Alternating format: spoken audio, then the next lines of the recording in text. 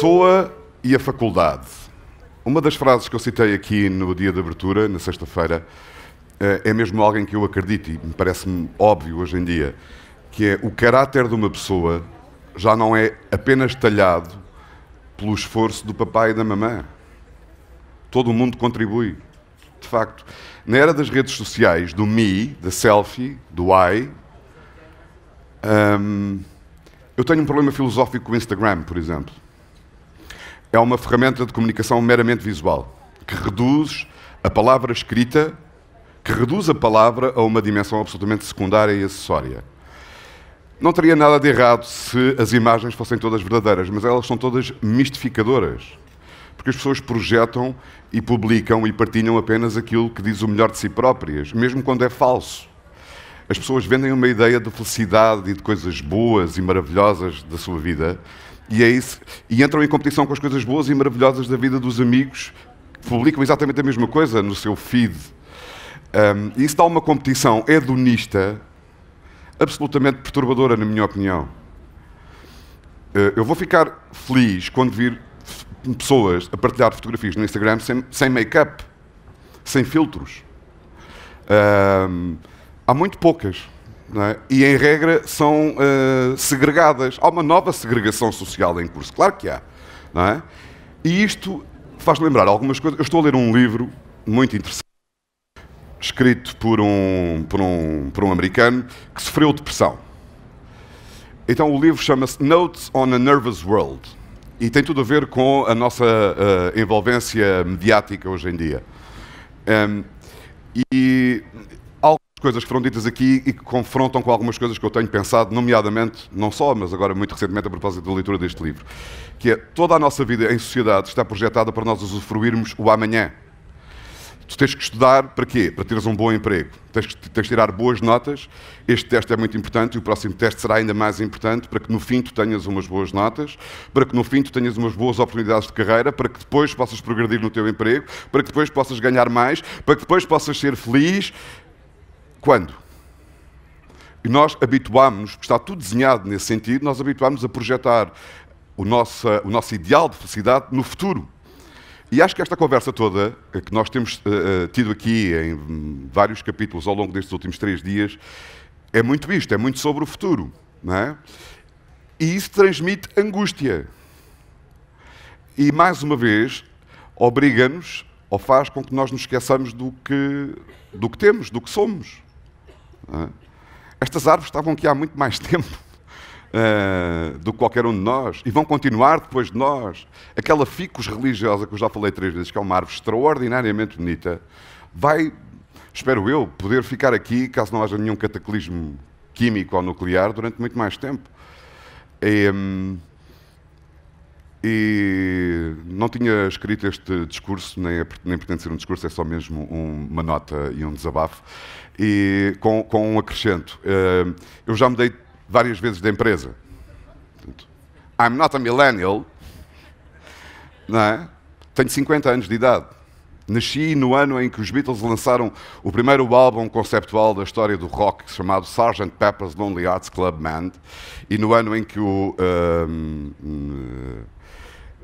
foi escrito aquele livro que eu mostrei aqui na sexta-feira, The Medium is the Massage, not the Message.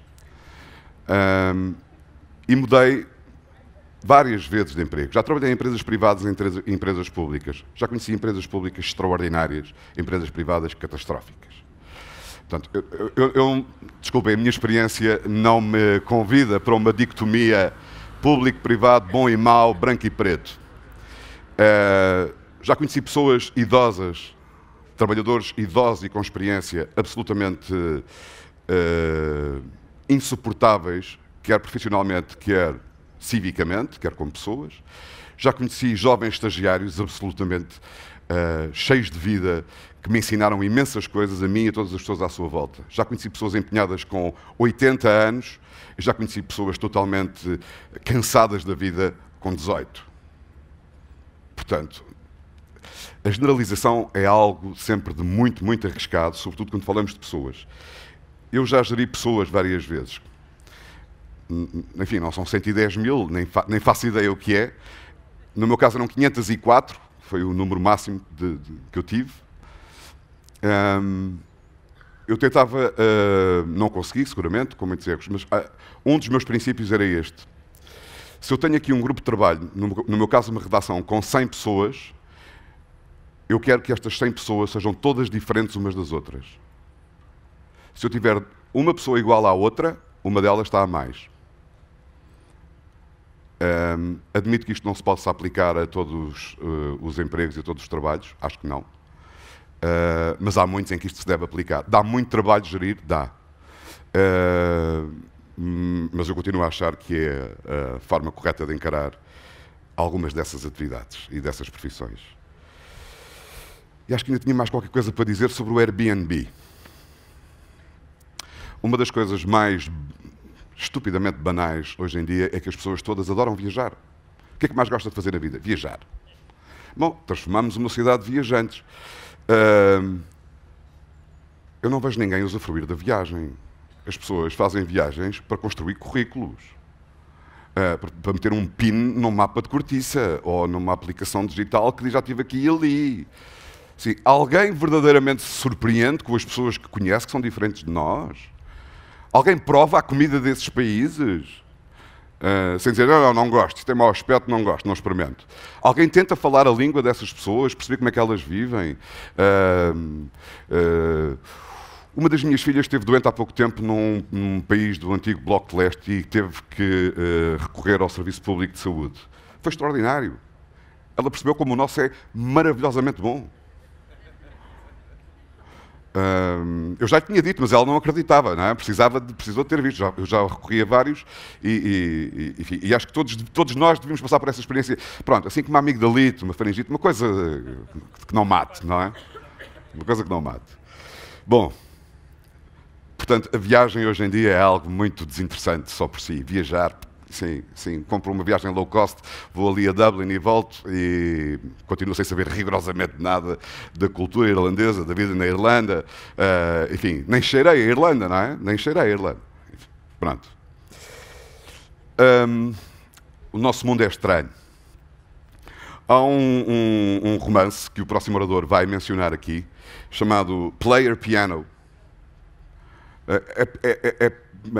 Player Piano ou Piano Player? Player Piano, de um escritor americano chamado Kurt Vonnegut, que descreve um mundo em que as crianças em idade escolar são submetidas muito cedo no seu percurso a um exame que irá determinar o seu destino. Cá está, um exame, porque a felicidade virá depois daquilo que tu conseguis nesse exame. E, no entretanto, há só vida, mais nada, o resto. Bom, e nesse exame, os que têm sucesso serão engenheiros e programadores e vão desenhar robôs. É essa a sua recompensa. Os outros, os que falham o exame, não terão emprego e viverão para sempre das transferências financeiras dos governos, dos Estados, das esmolas dos Estados, se quiserem, para ser um bocadinho mais provocador. Bom, eu não sei se estamos a avançar neste sentido, deste mundo distópico, mas sabemos que com o avanço da tecnologia caminhamos para uma sociedade que encerra novos riscos e novos desafios.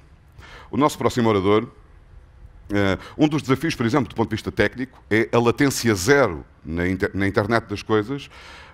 Aquilo que toda a gente ambiciona é conseguirmos chegar à latência zero.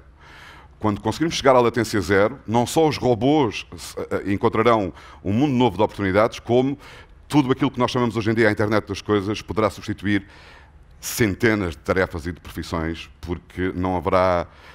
Aí sim, as máquinas serão muito mais rápidas e eficientes do que o ser humano, sem a latência entre a ação e a resposta, entre o problema e a solução.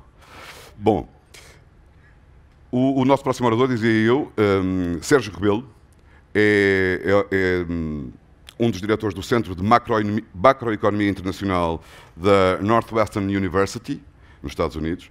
A sua investigação centra-se no domínio da macroeconomia e das finanças internacionais. Está aqui para nos falar do impacto da automatização e para nos explicar que esse impacto não é necessariamente bom. Sérgio Rebelo, o palco é seu. Muito obrigado.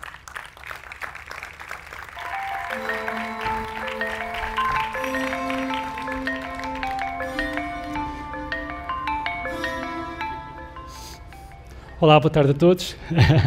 Queria agradecer de estarem presentes nesta tarde maravilhosa que podiam ter ido à praia, que, provavelmente uma utilização muito melhor do tempo. E queria agradecer à Fundação... Oh, diabo! Queria agradecer à Fundação realmente a organização deste evento fantástico, neste espaço maravilhoso, e um evento que realmente demorou muitos meses a organizar, e queria agradecer todo o trabalho que foi feito nesse sentido. Bem, isto de ouvir economistas a meio da tarde não é uma grande coisa, é sempre melhor a seguir a cocktails, mas vou tentar. Bom, deixem-me ver se isto funciona. Quando eu era miúdo, vivia em cima de uma loja que reparava relógios, de um relojoeiro. E eu adorava entrar na loja. O homem que tinha a loja era velhíssimo. Embora, agora que penso nisso, eu acho que ele tinha a idade que eu tenho agora. Velhíssimo. E eu ia muitas vezes e ele era muito simpático comigo. E mostrava-me os relógios. E eu achava que se conseguisse perceber aquele tique, aquele tac, talvez conseguisse perceber porque é que o coração batia, e talvez tivesse algum insight sobre o que é que estávamos aqui a fazer, o que é que era o significado da vida. E ele gostava de me contar histórias, e em particular gostava de me contar que tinha treinado na Suíça, que tinha aprendido a reparar relógios na Suíça. Muitas vezes perguntava-me, será que eu já te contei que estive na Suíça e que foi lá que aprendi? Já me tinha contado muitas vezes, mas gostava sempre de contar.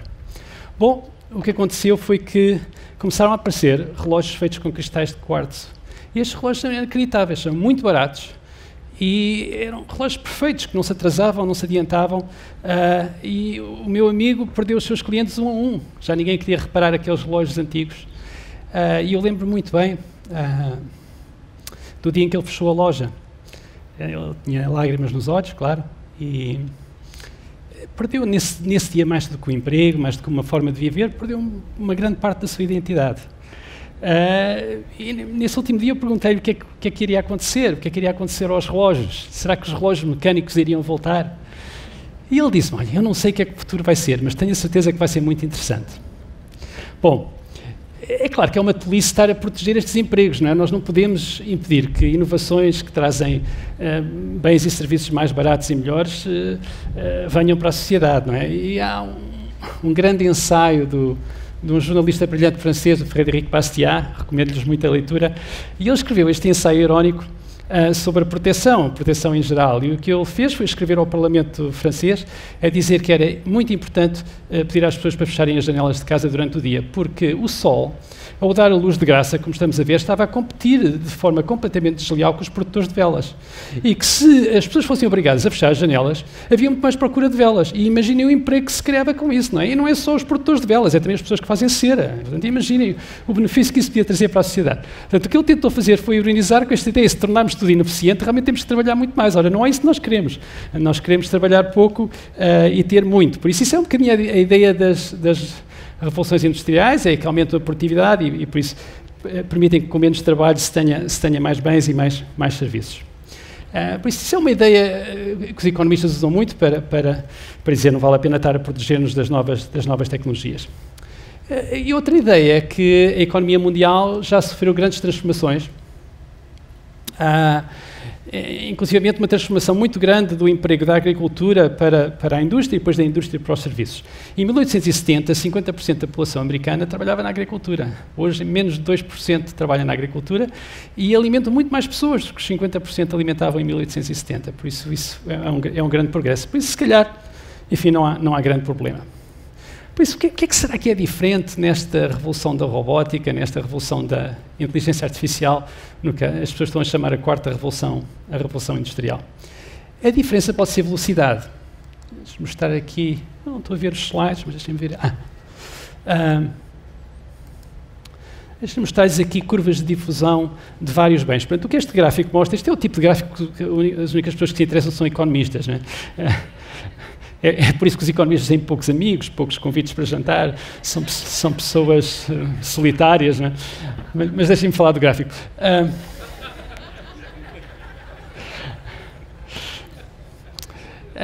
O que vi aqui é a percentagem de pessoas que adoptam vários tipos de bens, desde a eletricidade, ao forno elétrico, ao rádio, e veem que no princípio do século XX estas curvas de adoção eram relativamente lentas, demorava tempo até os bens serem adotados. Mas, para o fim do século, as curvas de adoção já são quase verticais. Portanto, um bem é lançado e a percentagem de população que adota esse bem aumenta de uma forma incrivelmente rápida. Por isso, aquilo que torna esta revolução diferente, e as preocupações que lhes vou falar vêm disso, é a velocidade. Estamos a ver acontecer fenómenos em anos que antigamente demoravam décadas. E quando demoram décadas, as transformações industriais, quando demoram décadas, dá muito tempo para os trabalhadores se prepararem. E muitas vezes é a geração seguinte que se prepara. Portanto, é a geração seguinte que sabe que já não vai fazer velas e que vão trabalhar a produzir lâmpadas elétricas. Portanto, esta velocidade é um elemento muito, muito importante. Bom, se quisermos culpar alguém em relação à inteligência artificial, aqui está o grupo de pessoas. Foi este grupo de cientistas que se reuniu em 1956, na Universidade de Dartmouth, e que lançou o programa que hoje está a dar grandes resultados de criar inteligência artificial. E o objetivo deles era ensinar um computador a pensar como um ser humano, número 1, e número 2, tentar codificar num computador o conhecimento que um ser humano tem. Portanto, pensar como um humano e também ter o conhecimento de um humano. O que seguiu a esta reunião foi 50 anos de falhanços. Porque este programa não resultou. E não resultou por razões relativamente simples. Os computadores eram muito lentos. Portanto, a lentidão dos computadores fazia com que os programas demorassem muito tempo a correr, por melhor que fossem escritos. E, além disso, tornou-se extremamente difícil ensinar computadores a pensar como os humanos. E deixem-me dar-lhes um exemplo. Portanto, um dos grandes testes da inteligência artificial nos seus primeiros dias era tentar produzir uma máquina de tradução, até porque estávamos na Guerra Fria e dava muito jeito de traduzir o russo, as mensagens do russo para inglês. Por isso, um grande objetivo era traduzir russo para inglês. Por isso, um teste era traduzir esta frase aqui, uma frase bíblica, que diz: o espírito até é forte, mas a carne é fraca. E, portanto, traduzia-se isto para russo, e depois, para ver o que é que dava, traduzia-se outra vez para inglês. Eu estou-lhes a mostrar aqui os resultados. Portanto, quando se traduz outra vez para inglês, o whisky é forte, mas a carne está podre, não é?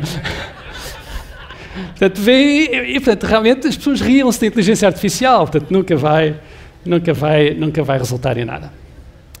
Bom, em 1997 aconteceu uma coisa que mudou um bocadinho as perspectivas, que foi nesse ano que um computador, o Deep Blue, ganhou um campeonato de xadrez a este grande jogador de xadrez, o campeão mundial Garry Kasparov.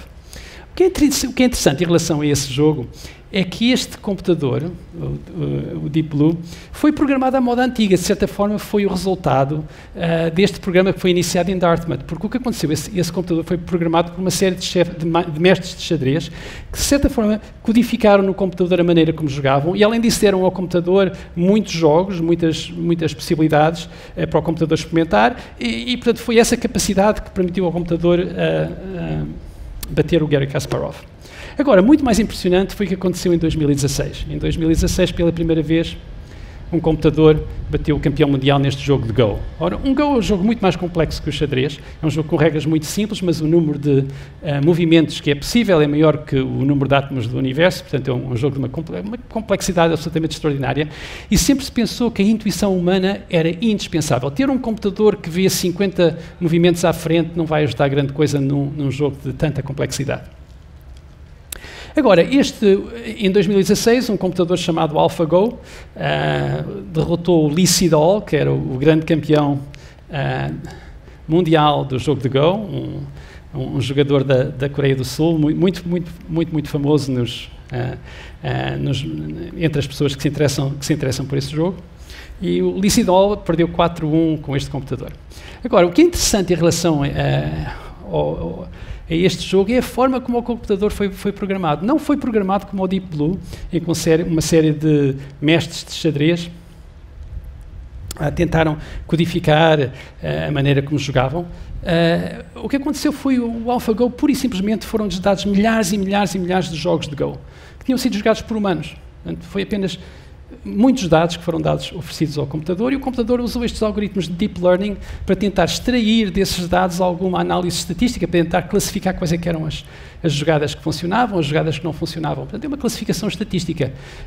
Portanto, ninguém ensinou ao computador a jogar Go, o computador sabe as regras e depois observa muitos jogos e faz esta análise estatística. E há uma jogada famosa no campeonato, que é a jogada 37.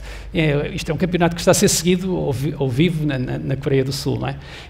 Há esta jogada 37 em que o computador faz uma jogada infantil. E vê-se os comentadores na televisão aliviados, principalmente o computador tinha feito um grande erro, e a rirem-se, a dizer, ainda pensavam que iam bater os humanos. Algumas jogadas mais tarde o computador ganhou o jogo. Foi uma jogada que nunca tinha sido imaginada. Agora, 2016 isso foi um grande choque, mas o que aconteceu em 2017 foi ainda mais chocante. Em 2017, a Google, que é a empresa que está a patrocinar esta investigação, criou um novo computador, chama-se AlphaGo Zero. Zero é porque o computador começa sem saber nada e nunca viu nenhum humano jogar nenhum jogo. Este computador nunca viu, apenas sabe as regras do Go, as regras são muito simples, e ensinou-se a si próprio. Portanto, o computador joga consigo próprio. É claro que o computador não tem nada que fazer, tem muito tempo livre, e portanto, joga milhares e milhares e milhares e milhares de jogos, e treinou-se apenas durante alguns dias. Depois houve uma competição entre o AlphaGo Zero, que tinha aprendido sozinho, e o AlphaGo, que tinha batido o campeão mundial, e que tinha sido ensinado por humanos, no fundo, com dados humanos.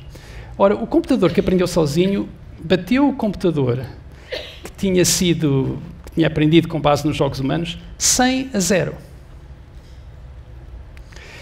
E fez jogadas que nunca foram imaginadas em 2500 anos de história do jogo de Go. Nós, humanos, em 2500 anos, não conseguimos imaginar estas jogadas. O computador apenas se treinou durante alguns dias. Esta é a realidade que nós temos que enfrentar. A capacidade da inteligência artificial trazer grandes transformações e essas transformações ocorrerem de forma muito, muito rápida. Bom, mas isto são jogos, são ambientes em que são, apesar de tudo, relativamente fáceis de programar num computador. O que é que está a acontecer a nível da economia? Ora, queria mostrar aqui outro gráfico que entusiasma os economistas. Isto é um gráfico bastante conhecido. Vou ver se ele aparece aqui. O Licidol não sai, aqui está.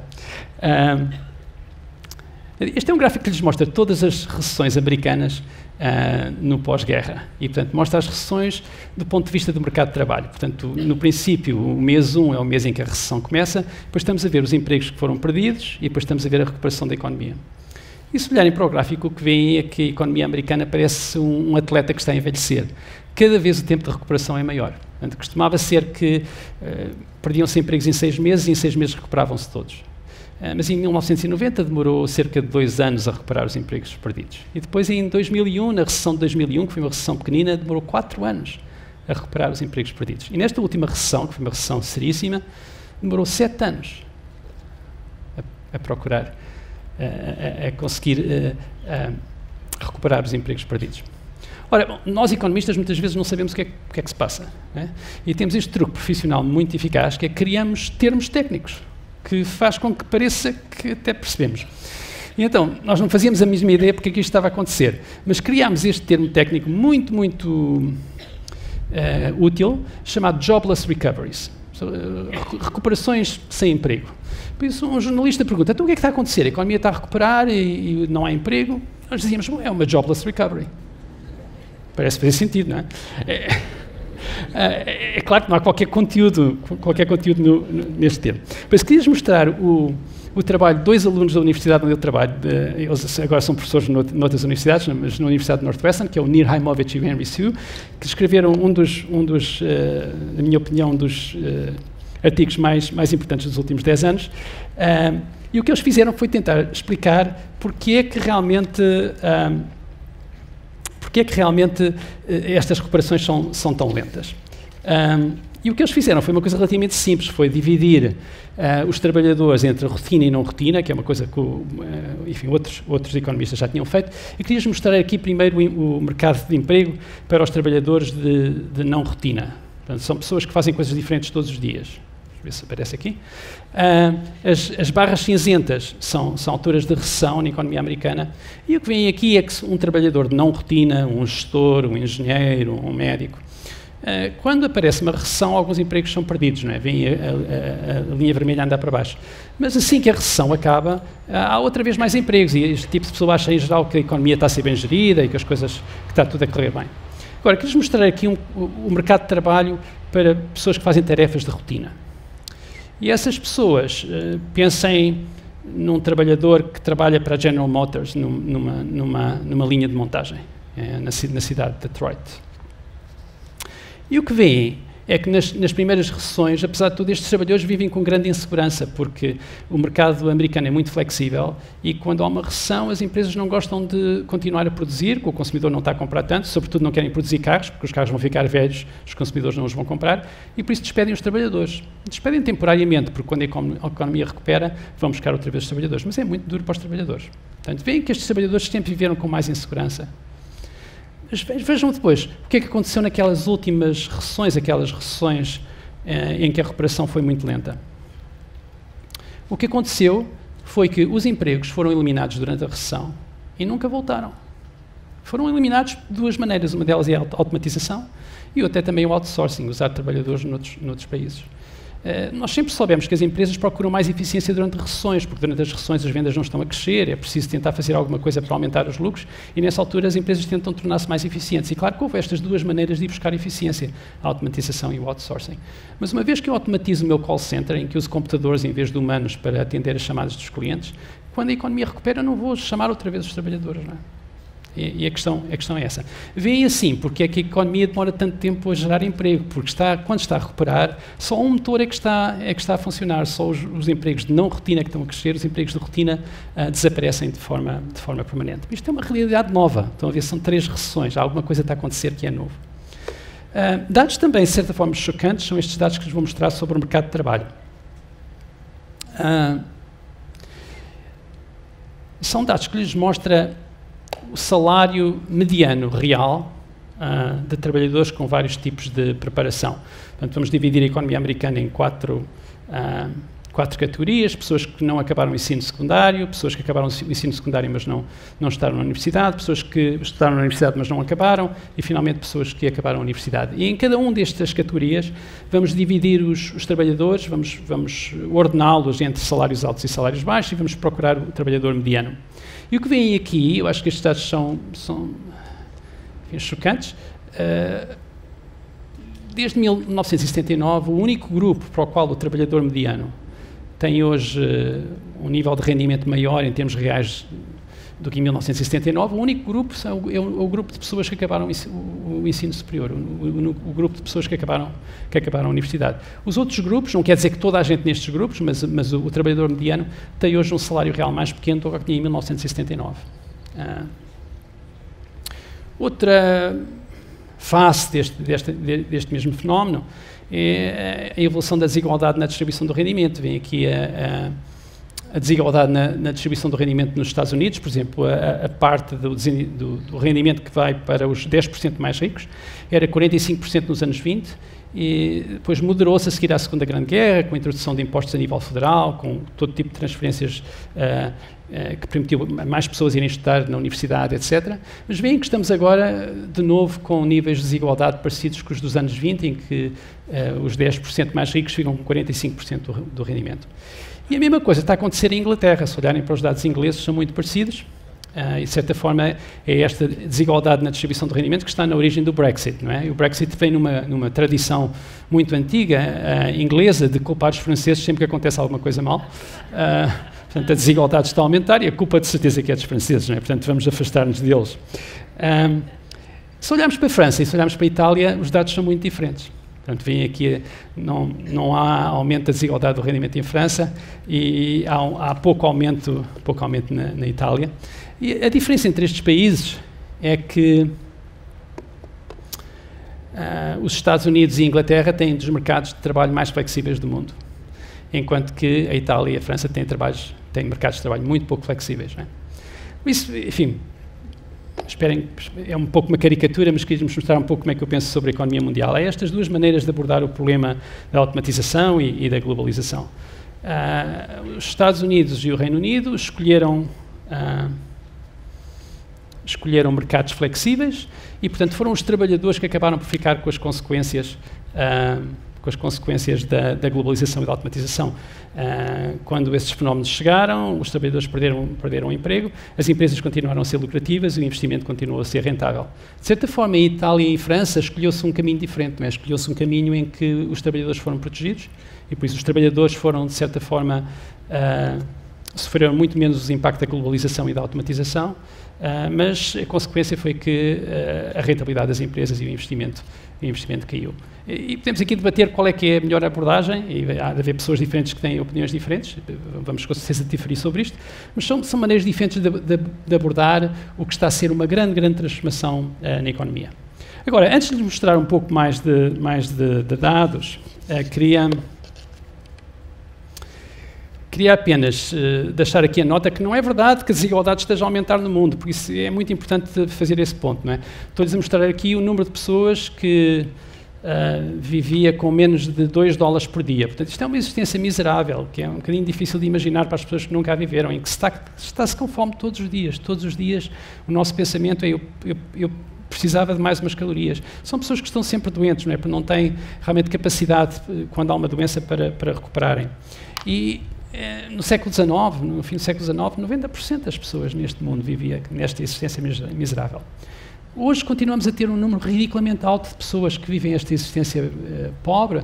Temos 10%, mas 10% é um número ainda ridiculamente alto, mas não é 90%. Portanto, o que aconteceu foi que a globalização permitiu uma transformação do mundo em que países como a China e como a Índia beneficiaram e houve muita gente que foi tirada da pobreza. Agora, esse mesmo processo criou uma grande desigualdade dentro dos países desenvolvidos. E é com essa desigualdade que nós estamos a lidar neste momento no sistema político e que vamos continuar a lidar com certeza, porque isto é um fenómeno que não vai desaparecer.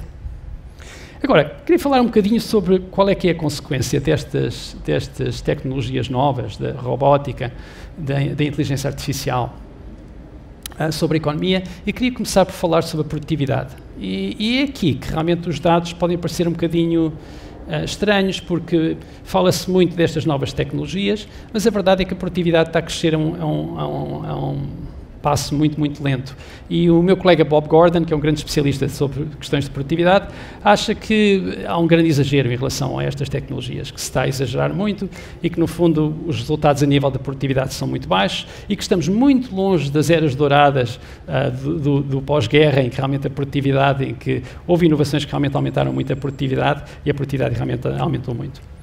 Mas provavelmente o que está a acontecer é a mesma coisa que aconteceu quando a eletricidade foi introduzida. Quando a eletricidade foi introduzida, demorou décadas a produtividade a aumentar, porque não se sabia trabalhar com a eletricidade e, portanto, havia muitos acidentes, havia muitos fogos, demorou muito tempo até as fábricas aprenderem a usar a eletricidade e, de certa forma, a mesma coisa aconteceu com os computadores. Quando os computadores foram introduzidos, demorou muito tempo até a produtividade aumentar. Quando os computadores foram introduzidos, era difícil trabalhar com os computadores, muito trabalho a tentar integrar os computadores na empresa e demorou realmente muitos anos até se verem os efeitos. Por isso, provavelmente, o que nós estamos agora é a ver a mesma coisa. Estamos naquele período em que já há investimentos muito grandes nestas tecnologias, mas ainda não há o resultado na produtividade. Mas estamos, provavelmente, num período de charneira, em que estamos no limiar de alguma coisa nova a acontecer. Portanto, queria olhar um bocadinho para trás e olhar um bocadinho para a primeira Revolução Industrial, porque há pessoas que dizem, bom, vai ser como a primeira Revolução Industrial, agora depois de todos estes anos sabemos que foi uma coisa espetacular, foi uma coisa fantástica. E o que é que aconteceu na primeira Revolução Industrial? A primeira Revolução Industrial criou um círculo virtuoso na economia, porque o que fez foi reduzir a desigualdade na distribuição de rendimentos entre os trabalhadores, porque os trabalhadores que tinham aprendizagem, que faziam parte de todas estas associações que faziam bens industriais, foram esses trabalhadores que perderam quando veio a produção em massa, quando se pôde produzir os mesmos bens de forma muito mais barata em fábricas. E essas fábricas podiam utilizar trabalhadores com muito pouca educação, com muito pouco treino. Por isso, havia pessoas que tinham uma existência muito pobre na agricultura, que puderam transferir-se para a indústria e passar a ter um nível de vida que para nós parece ainda muito mau, mas que está tudo muito melhor do que o que tinham antes. E, portanto, a criação da primeira Revolução Industrial e as revoluções que seguiram a seguir, fizeram com que muito mais gente pudesse ser utilizada nas fábricas, emprego nas fábricas. Essas pessoas passaram a ter maior poder de compra e criaram estes mercados de massa. E os mercados de massa eram perfeitos para realmente as fábricas venderem para esses mercados. Portanto, temos aqui uma coisa que funcionava fantasticamente. O que nós estamos a ver agora aqui é um ciclo que não é tão virtuoso, porque processos como a automatização aumentam os salários das pessoas, dos engenheiros, dos engenheiros informáticos e de outras pessoas que beneficiam desses processos, mas acabam por eliminar muitos trabalhos de rotina. Ora, isso significa que aquele aumento da procura de consumo não vai necessariamente acontecer e, portanto, não temos aquele círculo virtuoso que vai permitir à economia continuar a girar. Não é? Portanto, temos aqui um fenómeno muito diferente. Queria-vos mostrar aqui um trabalho que fiz recentemente com uma aluna de doutoramento que agora é professora em Princeton, a Arlene Wang, e com o Nir Haimovic, que foi quem fez aquele trabalho sobre os trabalhadores de rotina e não rotina. E devo dizer-vos dar aqui um segredo sobre como fazer bom trabalho. É ser sempre o pior elemento da equipa. Eu procuro sempre formar uma equipa em que eu sou o pior. E, portanto, temos aqui um exemplo disso. E queria-vos mostrar aqui dois pequenos gráficos. Peço desculpa, portanto, por mostrar tanto gráfico, mas isto é de formação dos economistas. Este gráfico mostra-lhes aqui o seguinte, que é qual é que é a intensidade do trabalho de bens que têm qualidade diferente. Portanto, se um bem tiver muita qualidade, em geral é produzido por 11 trabalhadores por cada $1 milhão de vendas. Mas se um bem tiver pouca qualidade, é produzido apenas com 6 trabalhadores por $1 milhão de venda. Portanto, bens de pouca qualidade são produzidos com muito menos trabalho. Muito menos trabalho americano, pode ser trabalho às vezes no outro lado, mas são muitas vezes muito mais automatizados. Portanto, vejam o que é que está a acontecer. O que está a acontecer é que as pessoas de marketing chamam de trading down. A classe média americana, como viram, não está a ter o rendimento que tinha anteriormente e está a ter que poupar comprando produtos mais baratos. Portanto, está a ter que deixar de comprar os produtos que costumavam comprar e comprar produtos mais baratos. Cada vez que $1 milhão de vendas passa da qualidade média para a qualidade baixa, destruíram-se, segundo este gráfico, 3 empregos para a classe média. Portanto, estão a ver o que é que está a acontecer? A classe média está a tentar poupar, está a tentar comprar produtos mais baratos. Esses produtos mais baratos são produzidos com menos trabalho. E, portanto, pode ser, obviamente, racional para a minha família fazer isso, mas quando eu faço isso, estou a destruir empregos para pessoas como eu. Portanto, é um ciclo que não é um ciclo virtuoso. Mas, claro, que há algumas pessoas que estão a sair-se cada vez melhor, que são a beneficiar destes processos de automatização e globalização. Então, e esses? Bom, olha aqui este gráfico. Portanto, essas pessoas estão a consumir qualidade mais elevada. Mas a questão da qualidade mais elevada é que quando consumimos bens com qualidade mais elevada, esses bens são muito intensivos em trabalhadores que têm um nível de skill muito elevado. Por isso, quando as pessoas que têm um nível de preparação elevada e beneficiam do processo de globalização, da automatização, quando essas pessoas começam a consumir bens com qualidade maior, no fundo estão a criar empregos para pessoas como eles, porque esses bens de grande qualidade são também produzidos por pessoas com grande grau de especialização. Portanto, estamos a ver aqui coisas que não são elementos estabilizadores, que estão a levar a uma desigualdade cada vez pior na distribuição do rendimento. E por isso é por isso que é preciso ter alguma preocupação sobre estes processos. Agora, claro que há algumas forças estabilizadoras e queria falar-lhes de duas. A primeira é que, neste momento, estamos aqui neste dia maravilhoso e aqui na Europa, o número de trabalhadores na população ativa já está a cair. Portanto, nós vamos, agora ainda é um bocadinho difícil de imaginar, mas nós vamos enfrentar uma situação em que não há os trabalhadores que costumava haver na Europa. Mesmo no mundo continua a haver crescimento na população ativa, das pessoas que em geral trabalham, mas mesmo esse crescimento está cada vez a ser a uma taxa menor. Portanto, vamos entrar numa situação em que, apesar de tudo, o trabalho vai ser escasso, por isso talvez a automatização não seja tão mal como isso, porque, apesar de tudo, vamos ter menos trabalhadores. Isso é claramente uma força estabilizadora. A outra é que estamos cada vez a trabalhar menos, embora se calhar as pessoas que estão aqui não reconheçam esta tendência. O John Maynard Keynes escreveu um famoso artigo em 1928, que era as possibilidades económicas dos nossos netos, e nesse artigo ele fez várias previsões, mas uma delas, uma famosa previsão, era que passado um século, iríamos trabalhar apenas 5 horas por dia. Olha, não sei se há aqui alguém que trabalhe 5 horas por dia, 15 horas por semana, mas a maior parte de nós ainda não chegou a esse nirvana, não é? E o trabalhador médio vem aqui nos Estados Unidos, trabalha cerca de 42 horas por semana, portanto ainda não estamos nas 15 horas. Mas isso é uma possível solução. Se a economia se tornar muito, muito produtiva, uma possibilidade é trabalharmos menos horas, porque temos mais rendimento trabalhando pouco tempo. No fundo, foi o que aconteceu com a Revolução Agrícola e com a Revolução Industrial. Nós trabalhamos muito menos que os nossos antepassados, que trabalhavam de sol a sol, quase para se alimentarem. Portanto, é nesse aspecto que esta Revolução Industrial, esta quarta Revolução Industrial, pode ser muito produtiva. Portanto, segundo o Keynes, enfim, não devemos ter medo. No fundo, quando o rendimento aumenta, o que significa que vamos trabalhar menos horas, porque não precisamos trabalhar tantas horas para ter menos rendimento. Agora, houve outro economista que ganhou o Prémio Nobel que fez uma previsão muito mais chocante, que é o Vassili Leontiev, que ele chegou a uma reunião de economistas. Não é fácil fazer isto, porque os economistas chocam-se de maneira difícil. Mas o que ele fez foi o seguinte, foi colocar a seguinte pergunta: e se o que é que vai acontecer aos humanos com o processo de automatização, se o que vai acontecer aos humanos for o mesmo que aconteceu aos cavalos com a Revolução Industrial? E, portanto, é claro que é um bocado chocante comparar humanos com cavalos, porque os humanos são tão mais inteligentes e tão mais flexíveis, obviamente, não é? Mas, apesar de tudo, a verdade é que em 1900 havia 21 milhões de cavalos nos Estados Unidos, cavalos e mulas. Porquê? Porque eram usados na agricultura e eram também um modo de transporte muito, muito importante. Em 1960 havia apenas 3 milhões de cavalos e a maior parte destes cavalos são utilizados para lazer e não na produção de bens industriais. E o Leontiev escreveu, estamos a falar em 1982, ele disse: um dia tudo o que puder ser automatizado vai ser automatizado e não vai haver empregos para essas pessoas que fazem trabalhos automáticos e se calhar o que vai acontecer é a mesma coisa que aconteceu aos cavalos. É uma previsão de certa forma chocante. Mas queria-lhes mostrar andar um bocadinho para trás e mostrar-lhes o que era o mundo antigo. Acho que isto que é uma cena difícil de imaginar.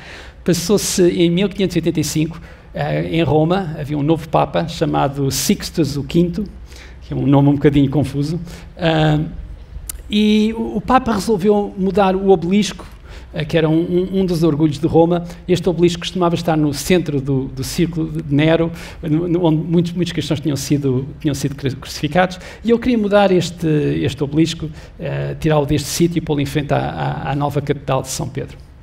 E portanto, lançou um concurso de arquitetura para ver quem é que conseguia mudar o obelisco. Este foi o plano ganhador, um arquiteto chamado Domenico da Fontana, e vejam só, portanto, o número de pessoas e de cavalos que era utilizado. Era a única maneira de mudar o obelisco, demorou um tempo enorme a mudar o obelisco ficou no sítio errado e nem o Papa conseguiu emendar o erro. Portanto, se forem à catedral vão ver que não está no sítio certo, mas não digam a ninguém. E vejam a dificuldade que havia em fazer as coisas. E se voltarmos ainda mais atrás, a uma das... se isto aqui funciona.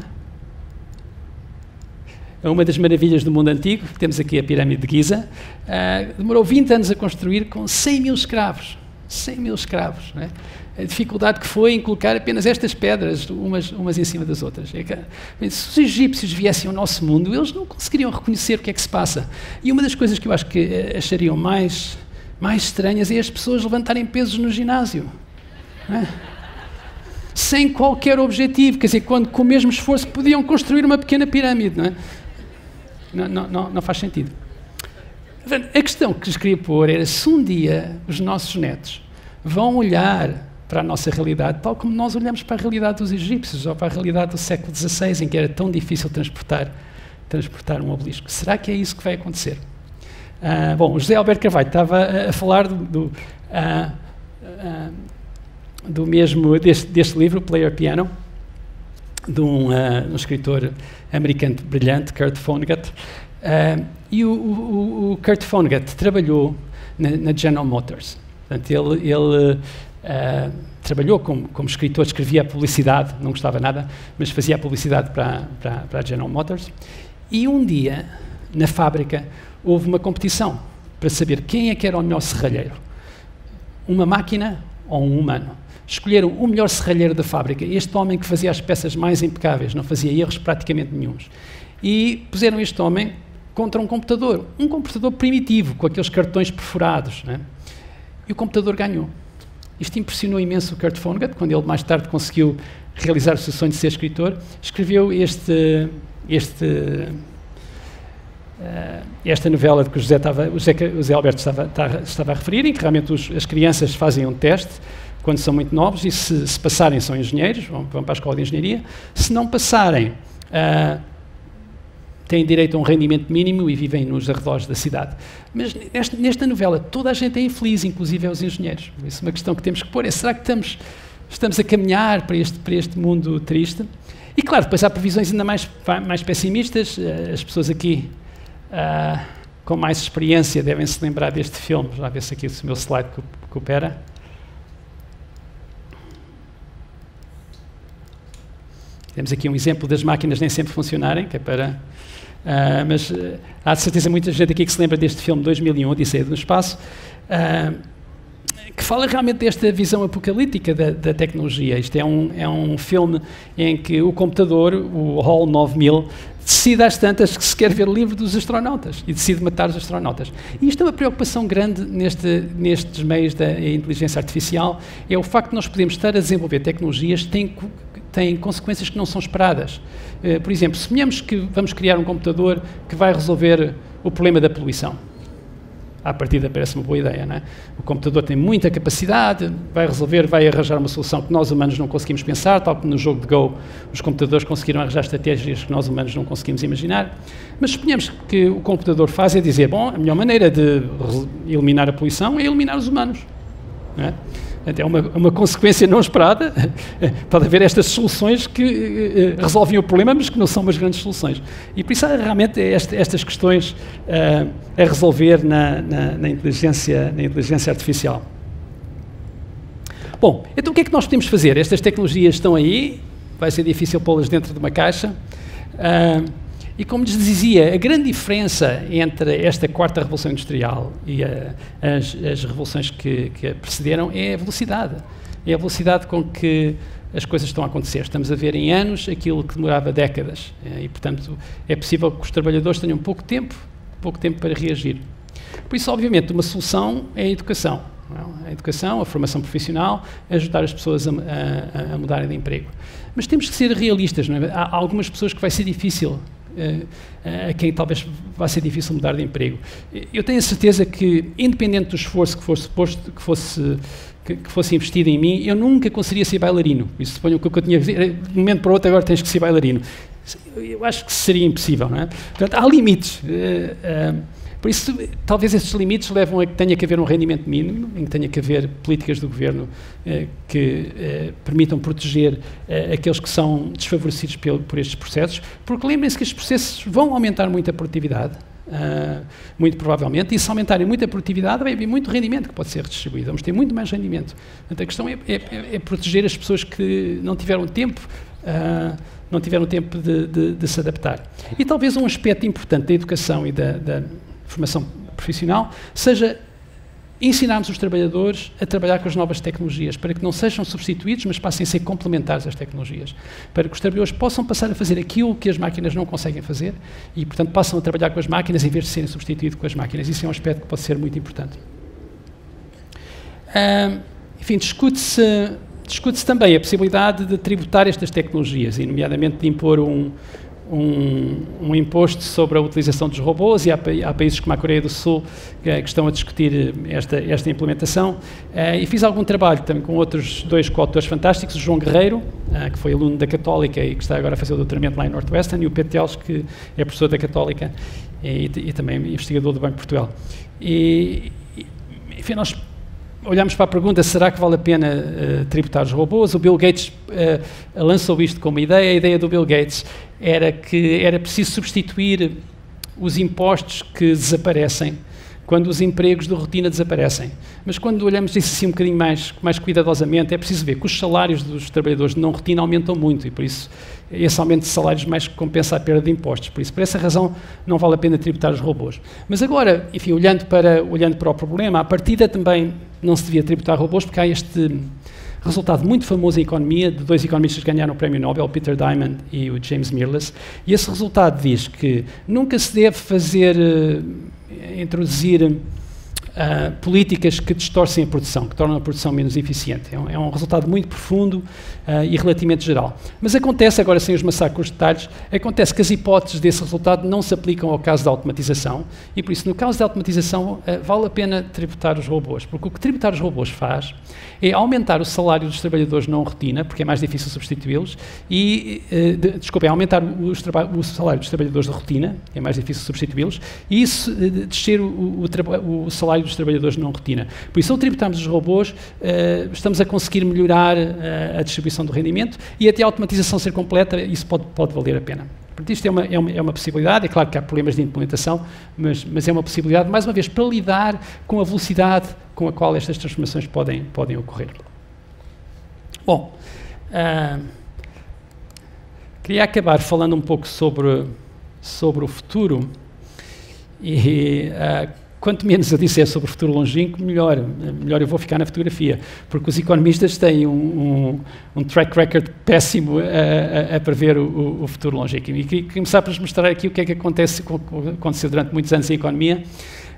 Todos os economistas clássicos, o Adam Smith, o Ricardo, o John Stuart Mill e certamente o Robert Malthus, todos eles achavam que o rendimento era basicamente estacionário, que basicamente o rendimento era constante. Então, estou a mostrar aqui o rendimento por pessoa. O rendimento por pessoa era mais ou menos $300 em termos reais por pessoa e praticamente não aumentava. É por isso que na altura a economia até se chamava economia política, porque o principal problema era um problema de redistribuição.